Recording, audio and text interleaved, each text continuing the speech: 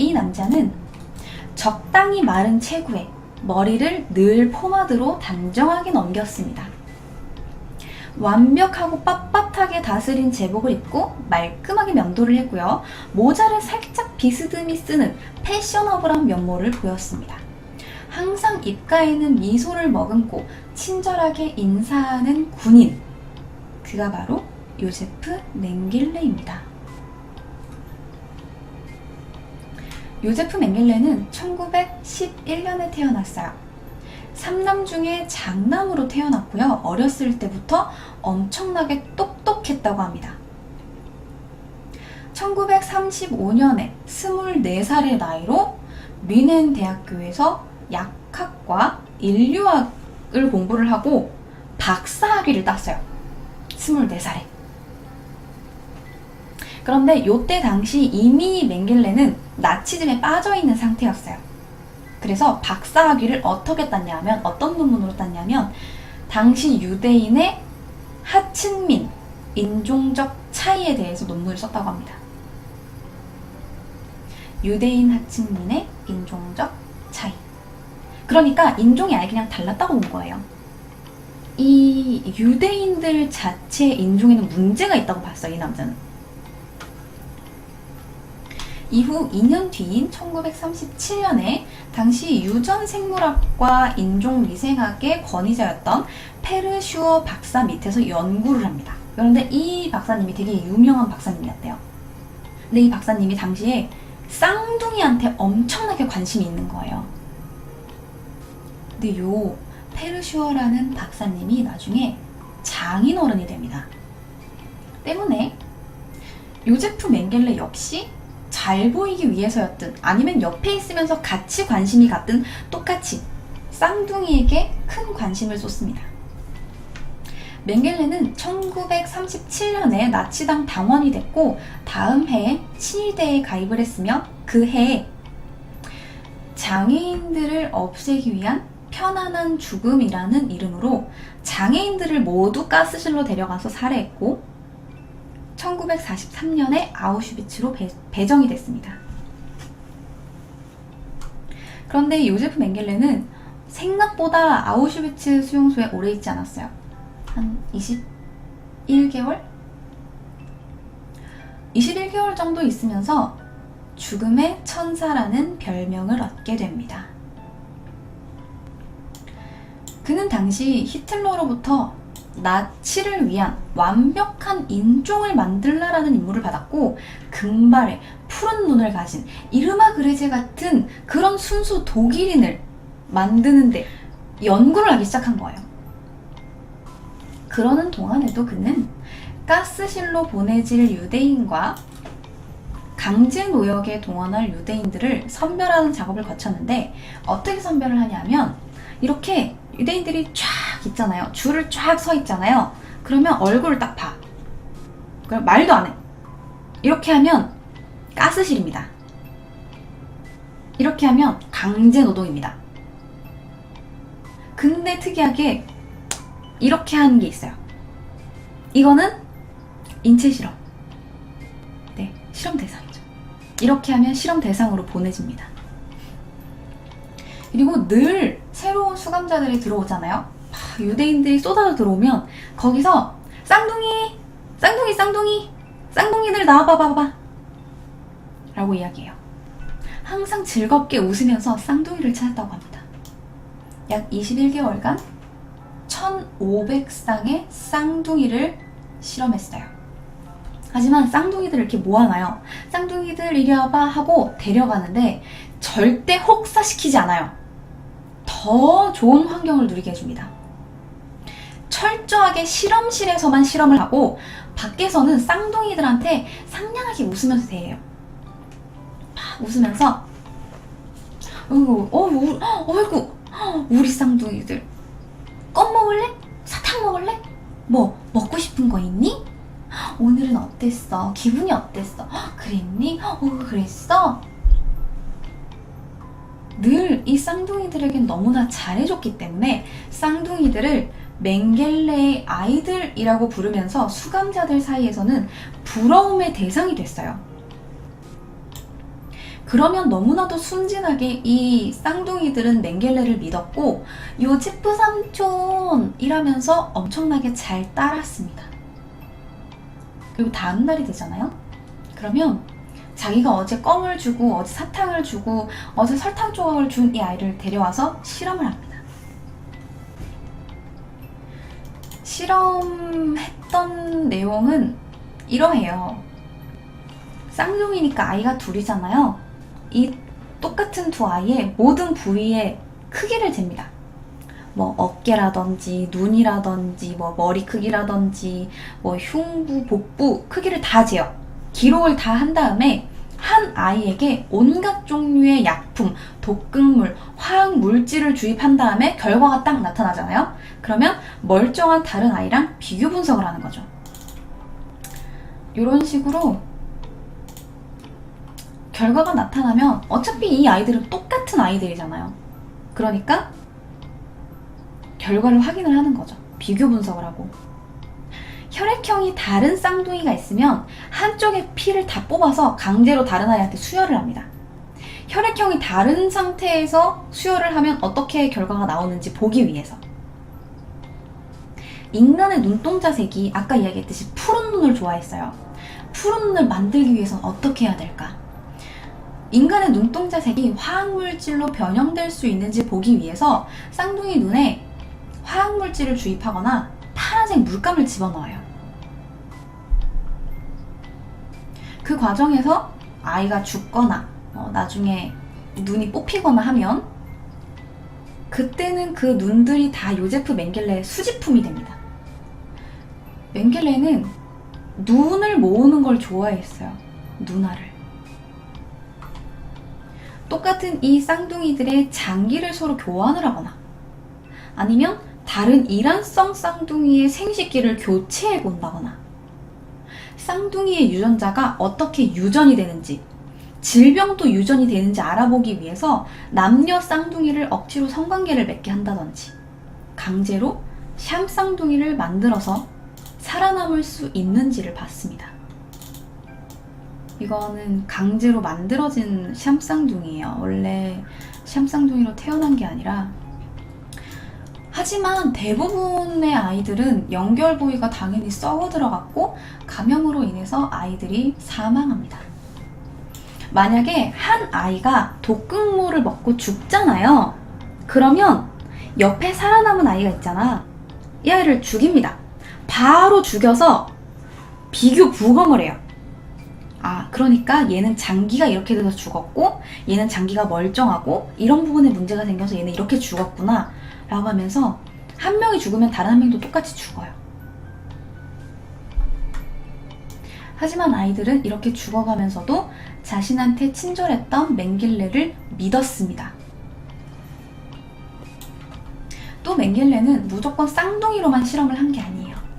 남성, 여성 가릴 것 없이 모두 실험을 했는데 여성 수감자들을 데려와요. 젊은 여자들을 상대로 오늘 빵을 한 2덩이 줄게. 오늘 강제노역 내가 빼준다. 지원자 나와봐. 라고 해요.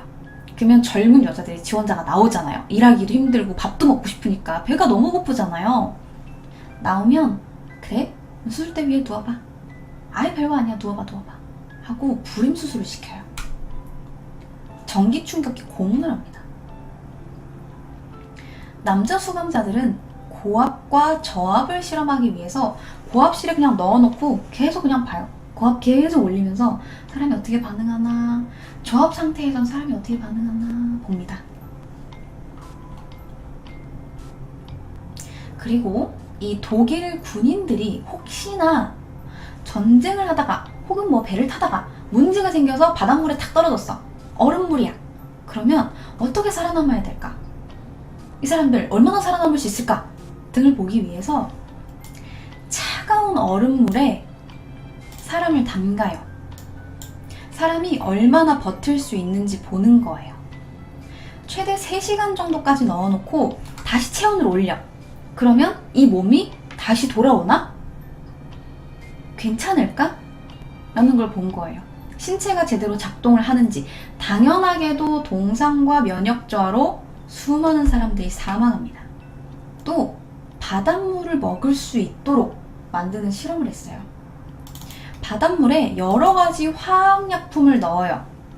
그래서 다른 음식은 일체 주지 않고 그냥 딱 바닷물, 화학 작용을 시킨 화학물질을 넣은 바닷물만 주는 거예요. 그러면 사람이 이렇게 됩니다. 해골이 따로 없죠. 연쇄상구균, 파상풍, 각종 균을 일부러 상처에 집어넣습니다. 어떻게 치료를 해야 하는지. 일부러 염증을 일으켜요. 수많은 피해자가 발생합니다. 또 말라리아 모기라는 데 되게 신기하다고 생각을 해서 말라리아 모기에 일부러 사람을 물리게 해요. 그래서 말라리아를 걸리게 한 다음에 말라리아를 추출을 해서 일부러 주사기에 넣어서 주사를 해요. 그럼 이 두 사람 사이에 어떤 반응이 따로 나올까? 이런 것들을 실험합니다. 이 실험으로 수백 명 혹은 1000명 이상이 죽었어요. 때문에 이 아우슈비츠 수감자들은 맹겔레를 제복으로 기억했어요. 만약에 맹겔레가 하얀색 가운을 입잖아요? 그러면 잘 웃으면서 유대인들한테 친절하게 대해줍니다. 파란색 수술복을 입고 있으면 곧 누군가는 묶여서 수술대에 들어갈 거라고 생각을 했고, 회색 제복을 입고 있으면 피가 다 뽑히고 온갖 실험 끝에 죽어야만 실험실을 나간다는 걸 수감자들은 알고 있었어요. 수감자들은 맹겔레를 히틀러의 의사라고 부르면서 두려워했는데, 아까 이야기했듯이 무슨 존더 코만도처럼 어차피 죽을 거 그냥 한번 봉기 일으키고 쪽솔도 그렇고 한번 들고 일어나면 어때? 라고 생각할 수도 있잖아요. 그런 생각을 했던 사람들이 있었어요. 실제로 한 300명 정도의 소년들이 아우슈비츠에서 탈출을 감행한 적이 있는데, 이 맹겔레가 이 사건으로 인해서 유대인들 사이에 혼란과 반란이 생길 수 있다라고 생각을 해서 큰 구덩이를 파요. 아이들을 머리까지 다 잠기도록 큰 구덩이를 파요. 그리고 다 집어넣어요. 그 다음에 구덩이에다가 불을 지릅니다. 한꺼번에 화형을 시키는 거예요. 산채로. 참고로 이 아우슈비츠 수용소 통틀어서 탈옥에 성공한 사람은 140여 명 정도입니다. 또 750여 명 정도가 수감이 되어 있었던 여성 수용소에서는 벼룩이 한번 난리가 난 적이 있었어요. 벼룩이 생기니까 벼룩을 없애는 게 귀찮았는지 750명 되는 여자 수감자들을 전부 다 가스실로 보냅니다. 벼룩을 죽이는 것보다는 사람을 죽이는 게 빠르다라고 생각을 했던 거죠. 쌍둥이가 아니면 아이들한테는 전혀 관심 없었던 맹겔레는 줄을 하나 찍 그어요. 150cm 정도 높이에 줄을 하나 딱 그어 애들을 지나가게 해요. 150cm가 안 되잖아요? 무조건 가스실이에요. 그 아이가 3살이든 4살이든 6살이든 상관하지 않고 150cm 정해놓고 그 미만이면 다 죽여버렸습니다. 필요가 없다고 생각했던 거겠죠. 근데 특이하게도 그 기준에 도달하지 못했는데도 살아남은 사람들이 있습니다. 이 사람들이에요. 보이시죠? 기형을 가지고 있는 사람들입니다. 맹겔레는 기본적으로 장애를 갖고 있는 사람들을 싫어했어요. 하지만 이 오비츠라는 가족들은 루마니아 출신의 고계단 가족들이었는데 10명 중에 7명이 외소증을 가지고 있었어요. 맹겔레는 이 오비츠 가족들을 나의 난쟁이 가족이라고 부르면서 아꼈다고 합니다. 그런데 아까 쌍둥이들도 상당히 아꼈죠. 평범하게 아낄 리가 없죠. 이 외소증이라는 유전병의 원인을 찾기 위해서 발치를 하고 골수를 뽑고 귀에다가 뜨거운 물을 붓고 차가운 물을 붓고 눈에다가 화학물질을 넣고 장님을 만들어버린다. 18개월짜리 아이가 정상인 부모 밑에서 외소증을 갖고 태어났어요. 때문에 원인을 알아내기 위해서 피를 뽑고 온갖 실험에 사용을 합니다.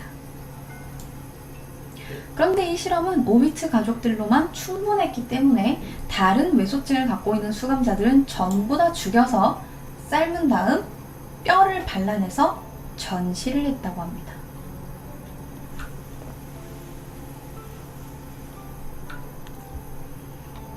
이 맹겔레는 아우슈비츠에 21개월 동안 있으면서 직간접적으로 40만 명을 죽였어요. 40만 명. 맹겔레 혼자 홀로코스트로 인해서 죽은 사람들을 다 합하면 그 당시 인구의 6분의 1 정도가 죽었다고 해요. 그러니까 정말 엄청나게 죽은 거예요. 그런데 이 당시에 이렇게나 잔혹한 범죄를 저지르던 요제프 맹겔레는 결국 연합군이 승리하고 나서 이쪽 저쪽 캠프를 떠돌다가 미군한테 잡혀서 포로가 됩니다. 그때 강력 전범 체포 리스트에 이름이 올라있던 이 맹겔레는 잡히면 즉결 처분인 거예요. 그러니까 잡히면 뭐 재판에 뭐 올리고 뭐 어디 수용소에 이게 아니야. 그냥 잡히면 죽는 거예요, 얘는. 근데 이 와중에 혼란을 틈타서 감형을 되고 빠져나가 버립니다. 너 이름 맹겔레 아니야? 아니요? 저는 그런 사람 몰라요. 저는 이름 맹겔레가 아니에요. 저는 그런 사람을 몰라요. 제 이름은 제임스입니다. 이러고 그냥 빠져나간 거예요. 그러다가 바바리아에서 한 4년 정도 농부 행세를 하면서 계속해서 도망 다녔어요. 남아메리카에서 도망 다니면서 아주 잘 먹고 잘 살았어요. 이게 이제 남미에서 도망치던 당시의 요제프 맹겔레 사진이에요. 얼마나 잘 먹고 잘 살았는지 재혼까지 했어요. 부에노스아이레스에서 가족들이랑 연락을 되게 잘하고 독일 정부에 연락을 해서 힘 있는 사람하고 연락이 닿아서 아주 걱정 없이 잘 살았습니다.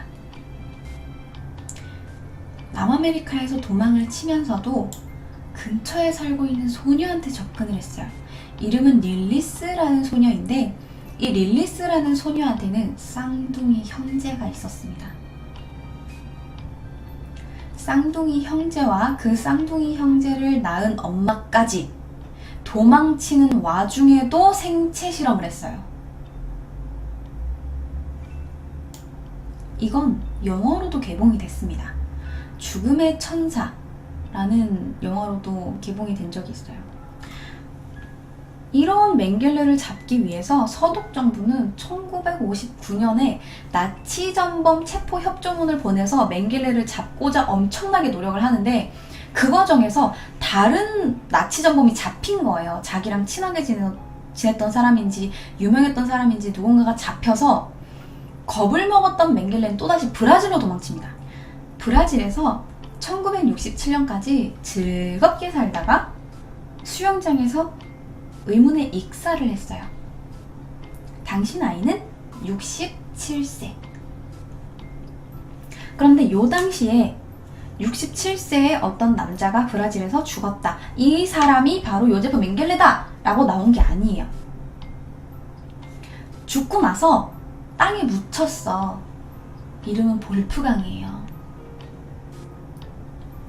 볼프강이라는 이름으로 묻히는데 나중에 시간이 지나서 1990년대에 들어서야 이 사람들이 요제프 맹겔레 족적을 추적을 하다가 이 사람이 브라질로 간 것 같고 이 사람이 가명으로 어디에 묻힌 것 같다라는 걸 발견을 하고 땅을 파서 결국 DNA를 대조를 합니다. 그래서 결국 이 브라질에 묻혔던 67세의 평범했던 남자 볼프강이라는 남자가 요제프 맹겔레로 밝혀진 거죠.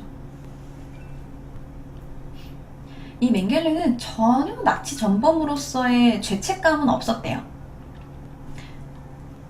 정신과적으로도 이 사람은 아주 정상이었고 아주 유능한 인재였고 재능 있는 의사였으며 좋은 아빠였고 좋은 남편이었대요. 여기서 또 생각이 나죠. 악의 평범성이라는. 그냥 나는 명령을 받았을 뿐이고 나는 제복을 입고 있었고 그래서 그냥 사람들을 죽인 거고 나는 내 할 일을 했을 뿐이다. 나는 우리 독일 군인들을 살리기 위해서 수많은 실험을 했으며 이 실험들로 인해서 얻은 것도 많다. 라는 식이겠죠. 그가 죽을 당시에는 이렇게 생겼습니다. 인자해 보이는 옆집 아저씨 같죠? 이 사람이 바로 40만 명을 죽인 나치 전범입니다. 자, 그러면 오늘 이야기는 여기까지 하도록 할게요.